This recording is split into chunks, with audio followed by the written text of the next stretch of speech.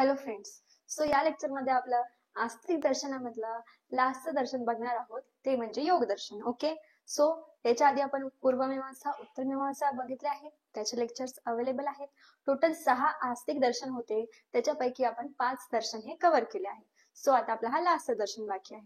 Okay. So योग दर्शन हा आपल्या ओळखीचा आहे, आपण असं म्हणू शकतो. आपण सर्वांनी योग बद्दल ऐकलं आहे, योगा आपण म्हणतो त्याला. सो सिमिलर जो योगा आहे तो या योग दर्शन मधून आलेला आहे आपल्याला. ओके. सो आयुर्वेदासाठी सुद्धा हे आयुर्वेदामध्ये सुद्धा याचा एक सहभाग हा आहे आपल्याला. सो बघा आता योग दर्शन. ओके. योग दर्शन त्याचा कर्ता कोण आहे, तर ते आहेत महर्षी पतंजली. ऐकलं असेल नाव, पतंजली कंपनी आहे ऑब्विसली. सो त्यांच्या नावावरून ती कंपनी आहे. सो महर्षी पतंजली हे त्या आचार्यांचे नाव आहे आणि त्यांनी योग दर्शन सांगितले आहे. म्हणजे योग म्हणजे काय की जोडणारे. ओके. सो या योगाचा शब्दशः अर्थ जर घेतला तर जोडणारे, एक ब्रिज म्हणजेच योग. ओके. त्याचा वर्ड टू वर्ड मिनिंग घेतला तर. सो त्या ज्या पतंजली महर्षींनी योग दर्शन सांगितलं आहे, त्याची फिलॉसॉफी सांगितली आहे की आपल्या लाईफ मध्ये आपण हे करायला पाहिजे. ओके. सो नंतर पर्याय काय आहे, याला पर्याय काय आहे तर शेश्वर सांख्य, म्हणजे याला शेश्वर सांख्य असे देखील म्हणतात या दर्शनाला. ओके. म्हणजे कारण याच्यामधले थोडेसे सिमिलॅरिटीज ह्या सांख्य दर्शनासारख्या सांगितल्या आहेत म्हणून. देन पूरक दर्शन कोणतं आहे, सांख्य दर्शन. आपण बघितलं होतं पहिल्या याच्यामध्ये सांख्य दर्शनामध्ये. परत काही दर्शनामध्ये आपण बघितलं होतं की त्यांचे मित्र दर्शन सुद्धा आहेत. सो तसे पूरक दर्शन म्हणजे काही ज्या गोष्टी आहेत त्या सेम ऍज सांख्य दर्शनासारख्या सांगितल्या आहेत. दॅट्स वाय पूरक दर्शन कोणतं आहे, सांख्य दर्शन. ओके. एमसीक्यू हा येऊ शकतो इथे. ओके. ठीक आहे. नंतर आहे मुख्य ग्रंथ कोणता आहे तर पतंजल योगसूत्र. ओके. हा मुख्य ग्रंथ आहे, म्हणजे या मेन ग्रंथामधून हे जे योग दर्शन आहे, जी फिलॉसॉफी आहे ती मिळालेली आहे आपल्याला. ओके. प्रकार कोणता याच्या येतो, आस्तिक दर्शनामध्ये याचा प्रकार येतो. ओके. पदार्थ किती सांगितले आहे, 26 सांगितले आहे. ओके. नंबर लक्षात ठेवायचे प्रत्येक पदार्थांचे, प्रत्येक दर्शनामधले. ओके. सो आता ते कशी तर सांख्योक्त 25 आपण बघितलं होतं बघा, सृष्टी उत्पत्तीचे 25 तत्वे. सो ते वाले जे पदार्थ आहे, ठीक आहे, सार्थ गुण असतील, हे असतील. सो ते जे आहे तर ते पदार्थ 25 सांख्य दर्शनातले, प्लस एक ईश्वर मानला आहे त्यांनी, या ईश्वराला सुद्धा पदार्थ मानला आहे. ओके. सो असे हे 26 पदार्थ सांगितलेले आहेत. ओके. त्यानंतर प्रमाण किती सांगितले आहे बघा, 3च सांगितले आहे. कोणते, प्रत्यक्ष प्रमाण, अनुमान प्रमाण आणि आप्तोपदेश प्रमाण. ओके. 3च आहे. त्यानंतर आता प्रयोजन काय आहे, यांचं मोटिव्ह काय आहे तर चित्तवृद्धी निरोध. ठीक आहे. म्हणजे आपली जी चित्तवृद्धी आहे, म्हणजे आपल्या ज्या मनाची जी वृद्धी आहे त्याचं जे निरोध आहे ते सांगितलं आहे. नंतर मोक्ष प्राप्ती सांगितले आहे, म्हणजे मोक्ष प्राप्ती कशी व्हायची, आणि समाधी सांगितली आहे. समाधीमध्ये अंश प्रज्ञात आणि संप्रज्ञात असे समाधीचे टाईप सांगितलेले आहे. ओके. फक्त हे तर नाव लक्षात ठेवायचे आहे, इतकं डिटेलमध्ये अभ्यासाचं गरज नाही. ओके. विचारतही नाही. त्यानंतर अजून काय सांगितलं आहे, चौथं तर आत्यंतिक दुःखापासून मुक्ती. ऍज अन युजल सर्व दर्शनात तेच सांगितलं आहे मोटिव्ह, की आत्यंतिक दुःखापासून मुक्ती कशी मिळवायची. ओके. तर रचनामध्ये काय आहे बघा, त्याच्यामध्ये 4 पाद आहेत. ओके. 4 भाग आहेत. ठीक आहे. आणि 195 सूत्र आहेत. ओके. हे सुद्धा एमसीक्यू ला येऊ शकतं बाय चान्स. त्यानंतर निरुक्ती बघा काय आहे. ओके. सांख्य दर्शनाची, योग दर्शनाची. योगस्तु चित्तवृत्ती निरोध म्हणजे काय तर मनाच्या वृद्धीचा निरोध म्हणजे योग. म्हणजे मनाच्या वृत्ती काय असतात बघा, लोभ असेल, द्वेष असेल, मत्सर असेल, राग असेल, प्रेम असेल, त्याचे सर्व ज्या मनाच्या आपण म्हणतो ना इमोशन्स. सो बेसिकली त्याच्या मनाच्या वृत्ती आहेत. ओके. जसे ग्रीडीनेस. ओके. सो हे जे आहे जेलसी, सो त्याच्या मनाच्या वृत्ती आहेत. म्हणजे ऑब्व्हियसली आपलं जे मन आहे ते हे ज्या गोष्टी आहेत ते सगळं फील करत असतं, म्हणून त्याला आपण फिलिंग्स म्हणतो. ओके. किंवा इमोशन्स म्हणतो. सो त्याचा निरोध करणे, निरोध म्हणजे त्यांना स्टॉप करणे. का, कारण हे जे आपण हे सगळ्या काही ज्या गोष्टी आहेत ते आपल्या मनाला एका टाईपनी ज्या ईश्वरापासून दूर करतात. ठीक आहे, बरोबर आहे ना.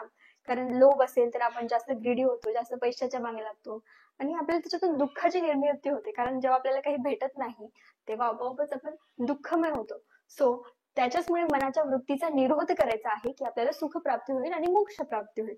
सो हे याचं सांगितलं आहे. ओके. योग मध्ये तर बघा आता सिद्धांत सांगितले आहेत त्यांनी कोणते कोणते फिलॉसॉफी सांगितले आहेत तर मनाच्या वृत्ती. आता सर्वात पहिले आहे फर्स्ट मनाच्या वृत्ती काय काय आहे. ओके बघा तर मनाचा विशेष व्यापारांना चित्तवृत्ती असे म्हणतात.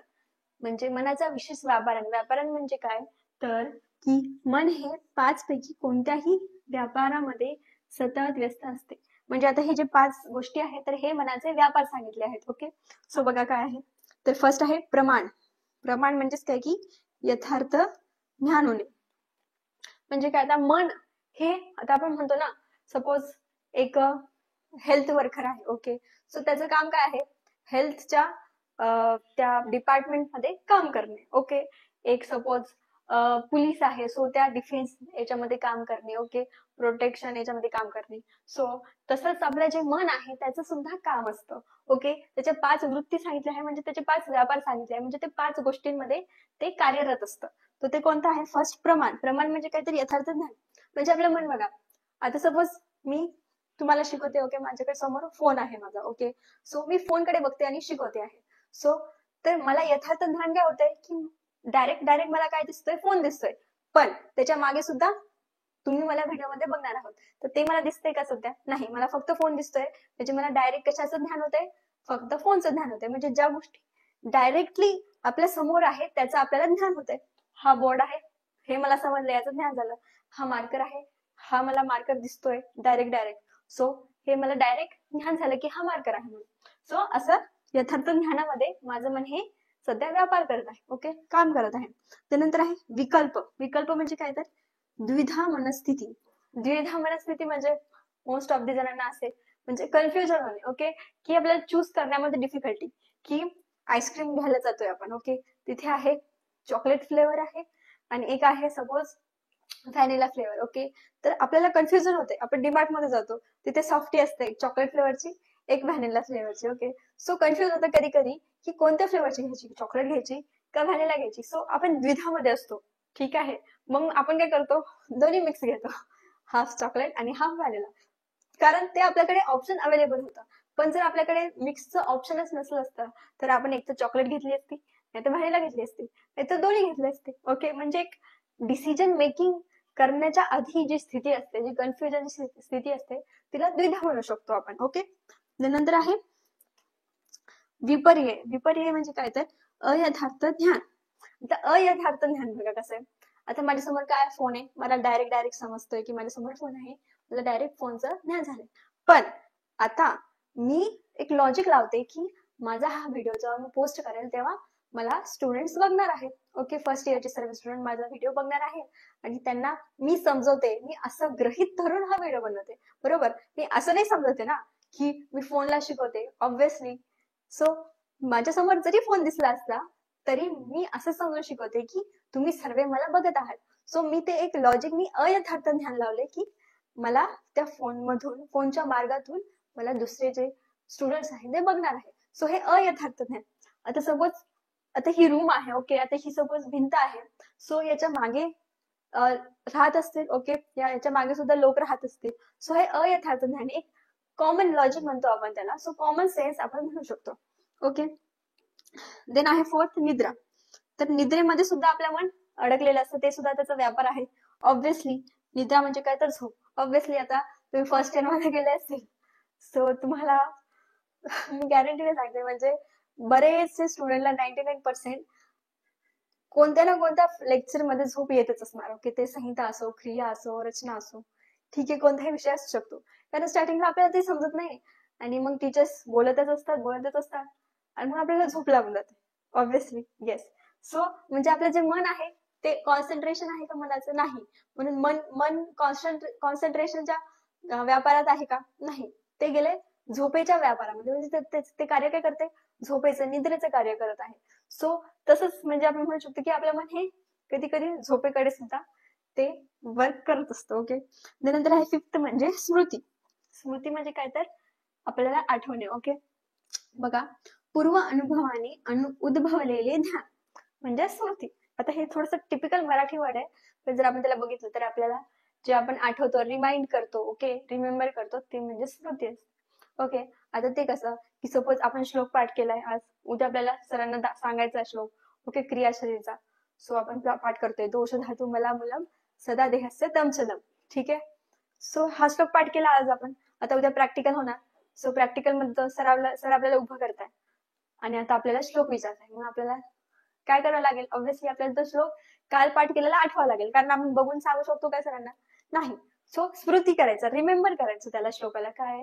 दोष धातू मला मूलम सदा देहस्य तम चलम.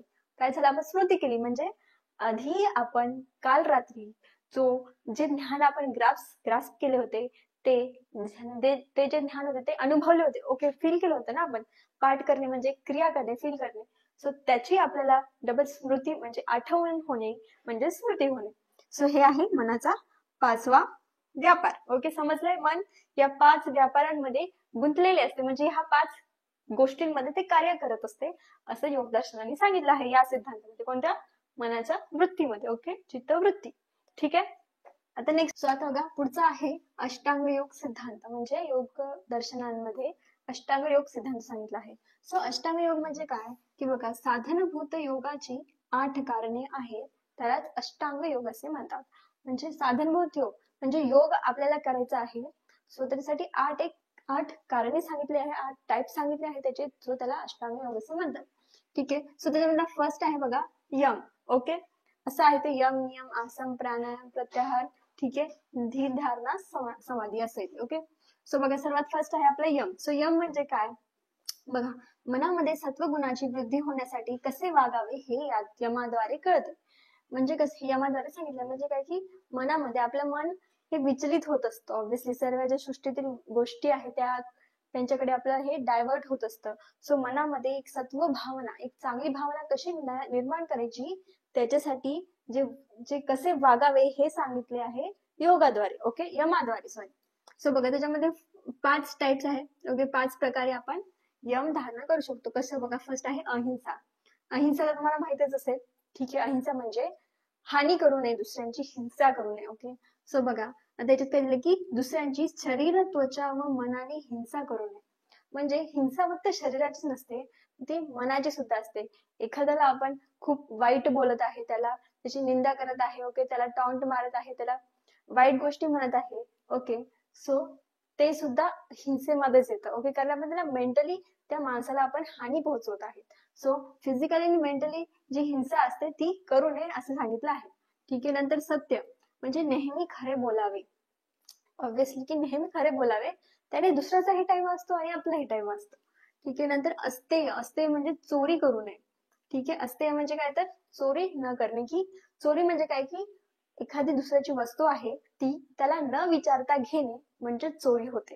ओके, आपल्याला वाटतं की हा आपलं हेच तर आहे, काही म्हणणार नाही कोणी, पण त्याला विचारूनच घ्यावी ती गोष्ट, नाही तर ती चोरी म्हटली जाते. ठीक आहे. नंतर ब्रह्मचर्य. ब्रह्मचर्य म्हणजे काय? तर उपस्थ व इतर इंद्रियांवर नियंत्रण. म्हणजे ब्रह्मचर्य म्हणजे एका टाइप मध्ये जे काम वासनेपासून थोडस दूर राहणे असं आहे. कारण आपल्या इंद्रियांवर, आपल्या मनावर नियंत्रण ठेवणे हे गरजेचं आहे. ठीक आहे. आणि अपरिग्रह. अपरिग्रह म्हणजे काय? तर वस्तूंचा संग्रह न करणे. तर वस्तूचा संग्रह न करणे म्हणजे ज्या गोष्टी आपल्याला गरजेच्याच नाही इतक्या, सो त्यांचा संग्रह न करणे. जसं की सपोज आपल्याकडे पैसे आहे, मग आपण काय करतो? खूप सारे सोनं विकत घेतो, हार बनवेल, अंगठ्या बनवेल. सो तसं आपण साठवतो गोष्टी. ओके, सपोज धान्य साठवून ठेवणे, घरामध्ये खूप साऱ्या वस्तू विकत घेणे, ते साठवणे. सो आता ते जे आचार्य आहे योग, ठीक आहे, सो त्यांनी पतंजली आचार्यांनी ते त्या काळी त्यांनी हे सांगितलं आहे की जर आपल्याला एक चांगली लाईफस्टाईल जगायची आहे, शांत सत्व, त्याच्यासाठी हे सगळ्या ज्या भौतिक गोष्टी आहेत त्यांचा साठा करून नाही ठेवायचा असं त्यांचं म्हणणं आहे. सो हे त्यांच्या काळामधील त्यांचा विचार आहे. ओके. देन सेकंड आहे नियम. नियम म्हणजे तर तुम्हाला समजलं असेल की एक रूल्स. ठीक आहे.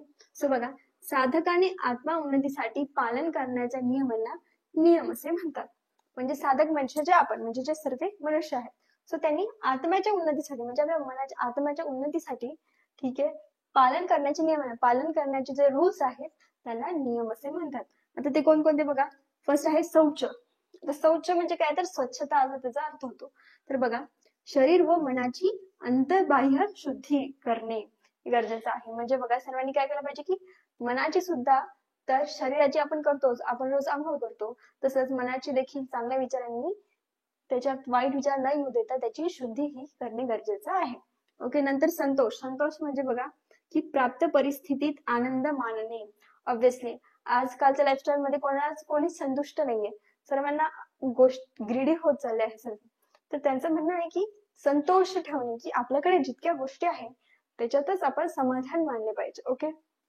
त्यानंतर तपस. तपस म्हणजे बघा तर तप करतो आपण, चिंतन करतो. ओके. एक मेडिटेशन टाइप. सो बघा चित्तामध्ये सुख दुःख यांची उत्पत्ती न होऊ देणे. म्हणजे आपण जेव्हा तप करायला बसतो मेडिटेशनला, तेव्हा सुख, आपल्याला काय गोष्टी आवडतात, काही नाही आवडत, जे दुःख झालंय तर त्यांची उत्पत्ती न होऊ देणे, ते न आठवता आपण तप केलं पाहिजे. ओके. मेडिटेशन केलं पाहिजे. नंतर स्वाध्याय. स्वाध्याय काय सांगितलंय तर इष्ट देवतेच्या मंत्रांचा जप नित्य नियमाने करणे. म्हणजे स्वाध्याय म्हणजे एक आपण, आपल्याला माहिती असेल, आपण याच्यात सॉल्व्ह केलं असेल, ठीक आहे, फर्स्ट स्कूलमध्ये. ओके. जे स्वाध्याय आहे तसं याच्यामध्ये त्यांचा स्वाध्याय वेगळा असा की ईश्वरांसाठी स्वाध्याय, की ईश्वरांचं स्मरण केलं पाहिजे, त्यांचं जे मंत्र आहे ओके ईश्वराचे त्याचा जप केला पाहिजे असं त्यांनी सांगितलं आहे.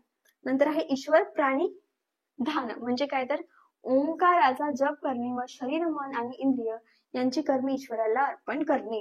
ठीक आहे. म्हणजे काय की ओंकाराचा जप करणे म्हणजे असं ओम ते करतो ना योग धारणेमध्ये, सो तसं करणे, आणि आपलं मन, आपलं शरीर आणि आपली जी आत्मा आहे आणि जे इंद्रिय आहे त्यांची कर्मे जे असतात सो ते ईश्वराला अर्पण करायचे आहे. म्हणजे ते ईश्वरासाठी सर्व ईश्वराबद्दलच विचार करायचे आहे, कार्य करायचे आहे. बाकीच्या भौतिक जे सुख आहे त्यांचा विचार करायचा नाही असं सांगितलं आहे. सो हे झाले नियम. सो हे नियम पाळायचे. ओके. आणि हे नियम आपण आत्मसात करायचे असं सांगितलं आहे योगाने. त्यानंतर थर्ड आहे बघा आसन. सो आसन म्हणजे काय बेसिकली तर एक पोझिशन आपण म्हणू शकतो. ओके. तर बघा याचा श्लोक आहे स्थिर सुखम आसनम. म्हणजे काय तर शरीर ज्या स्थितीत स्थिर राहिले असताना मन आणि शरीर त्या दोघांचे सुख प्राप्त होईल त्या स्थितीस आसन असे म्हणतात. म्हणजे बघा आसन म्हणजे बेसिकली आपण जे योगासन करतो, म्हणजे योग प्लस आसन, जे गोष्टी योगासन, सो बेसिकली ते या कॅटेगरीमध्ये येतात आसनच्या. सो आसनामध्ये जेव्हा आपले मन आणि जे आपले शरीर आहे ते एका सुखाच्या स्थितीत प्राप्त होईल, म्हणजे ते एका बॅलन्स स्टेट मध्ये येईल आणि आपल्या बॉडीला आणि माइंडला एक हॅपी इन्व्हायरमेंट तयार करेल, त्याला आसन असं म्हटलेले आहे. ओके. बघा आपण बघतो ना योग केल्यावर आपल्या मनाला छान वाटतं, बॉडी ही एनर्जेटिक बनते. सो तोच हा इथे अर्थ आहे. सो आता चौथा आहे बघा आपला अष्टांग योग पैकी प्राणायाम. सो प्राणायाम तुम्ही ऐकलं असेल हा शब्द. बघा योगासन करताना नंतर एक त्याचा पार्ट येतो प्राणायाम. सो म्हणजे जो आपण अनुलोम विलोम करतो तो प्राणायाम मध्ये येतो. ओके.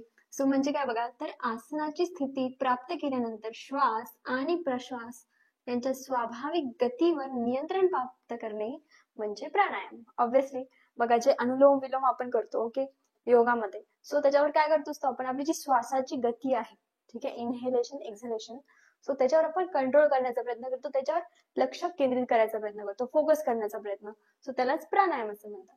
त्यानंतर प्रत्याहार. तर प्रत्याहार काय आहे तर इंद्रियांना विवेकाच्या सामर्थ्याने त्यांच्या स्वाभाविक विषयांपासून निवृत्त करून मनाच्या अधीन करणे. म्हणजे सिंपल वर्ड मध्ये जे आपले पंचज्ञान इंद्रिय आहे त्यांना त्यांचे जे कार्य आहे, नाकाचं काय श्वास घेणे, ओके, वास घेणे, कानांचं काय ऐकणे, ठीक आहे, डोळ्यांचं काय बघणे, सो हे जे त्यांचे कार्य आहे तर त्यांना ते कार्य सोडून मनावर कॉन्सन्ट्रेशन करायचं त्या इंद्रियांचं, त्यांचं पूर्ण जे कॉन्सन्ट्रेशन आहे ते मनावर आणायचं आहे. ठीक आहे. त्यानंतर धारणा. ठीक आहे. आता हे जे तीन आहे कन्सेप्ट या एक सोबत हे आहेत. ठीक आहे. धारणा, ध्यान आणि समाधी. तर बघा कसं धारणा म्हणजे काय तर चित्त एका विषयावर केंद्रित करणे म्हणजेच एकाग्र करणे. म्हणजे धारणा काय आहे तर ही याची स्टेप आहे फर्स्ट, की आपल्याला मेडिटेशन करायचंय आपल्याला. ठीक आहे. सो सर्वात पहिले आपण काय करणार, बसणार एका शांत ठिकाणी, ठीक आहे, मांडी घालून त्या हाताशी गुडघ्यावर ठेवून ऑब्व्हियसली. सो तसं केल्यावर मग आपण डोळे बंद करू आणि आपण शांत होऊ आणि आपल्या मनावर केंद्रित करायचा प्रयत्न करू, एकाग्र कॉन्सन्ट्रेशन आपल्या मनावर करण्याचा प्रयत्न करू. सो ती जी पोझिशन झाली, ठीक आहे, म्हणजे अडॉप्ट होण्याची, म्हणजे एका एकदम डिस्ट्रॅक्शन मधून कॉन्सन्ट्रेशन मधून येण्याची जी स्थिती झाली ती धारणा असते. ओके. नंतर आता ध्यान. काय आहे तर मनाला एका ठिकाणी केंद्रित केल्यावर तीच भावना पुढील अनेक क्षणापर्यंत टिकून ठेवणे. म्हणजे धारणा केली, बसलो, ती कॉन्सन्ट्रेशन करण्याचं स्टार्ट केलं, मग आता तेच कॉन्सन्ट्रेशन लगातार करणं. म्हणजे ते जो आपण त्या पोझिशन मध्ये आपण गेलो आहे तर ती पोझिशन मध्ये लॉक होऊन जाणं. म्हणजे कॉन्सन्ट्रेशन ठेवणं, मनावर नियंत्रण ठेवणं, मन हे एकाग्र करणे म्हणजे ध्यान करणे. ठीक आहे. आपण म्हणतो ना की खूप वेळ जर कोणी बसलंय असं तर आपण म्हणतो की ध्यान करत आहे. सो तेच आहे हा शब्द. त्यानंतर लास्ट आहे समाधी अष्टांग योग मध्ये. म्हणजे काय तर चित्तवृत्तींचे ध्यान नसणे. आपण बघितलं तर मनाच्या वृत्ती, ठीक आहे, झोप, परत अजून वेगवेगळ्या होत्या, ओके, त्या 5. तर त्या चित्तवृत्तींचे ध्यान नसणे. म्हणजे आता असं करून बसलं मग झोपायचं का? चित्त म्हणजे मनाचे ते कार्य आहे ना, मनाचे व्यापार, ठीक आहे, आपण बघितले होते. सो तर ते व्यापार सोडून एकाग्र करणे, मन हे एकाग्र स्थितीमध्ये ठेवणे. तर याच्यामध्ये 2 टाइप्स आहे की संप्रज्ञात आणि असंप्रज्ञात. तर संप्रज्ञात काय असतं तर ध्याता आणि ध्येय यांच्यातला फरक हा जाणवतो. म्हणजे ध्याता आहे जो ध्यानाला बसणार आहे, आणि ध्येय म्हणजे तो कशाबद्दल विचार करत आहे, तर त्याच्यातला फरक जाणवतो. म्हणजे तो एकदम एकदम समाधीकडे गेलेला नाही अजून. ओके. देन असंप्रज्ञात मध्ये ध्याता आणि ध्येय यांच्यातला फरक जाणवत नाही. म्हणजे काय होतं, म्हणजे ही लास्ट स्टेप आहे. म्हणजे समाधीची ही फर्स्ट स्टेप, तर ही लास्ट स्टेप. म्हणजे कोणताही मनुष्य संप्रज्ञानात पहिले जाईल आणि मग तसा तसा कंटिन्यू ध्यान करत करत असंप्रज्ञानात जाईल. म्हणजे आपल्याला समजणारच नाही त्या मनुष्याला की तो कुठे बसला आहे, या पृथ्वीवरच आहे का. तो एकदम डायरेक्ट या पूर्ण जगाचा असा वेगळा होऊन जाईल. ठीक आहे. ठीक आहे. म्हणून बघा, मोक्षाचा अनुभव म्हणजे समाधी. म्हणून त्याला मोक्षाचा अनुभव घेता येईल. म्हणजे मोक्ष म्हणजे सगळ्या सृष्टीपासून विलीन होणे. ठीक आहे, समाधी. सो त्याला ही समाधी म्हणजेच मोक्षाचा एक अनुभव हा प्राप्त होईल. ओके. सो असे हे अष्टांग योग होते. असं आपला योग दर्शन हे संपलेलं आहे. सो आणि आपलं आस्तिक दर्शन ही संपलेलं आहे. 6 दर्शन आपले संपलेले आहे. नेक्स्ट लेक्चर मध्ये आपण नास्तिक दर्शन स्टार्ट करूया. थँक्यू.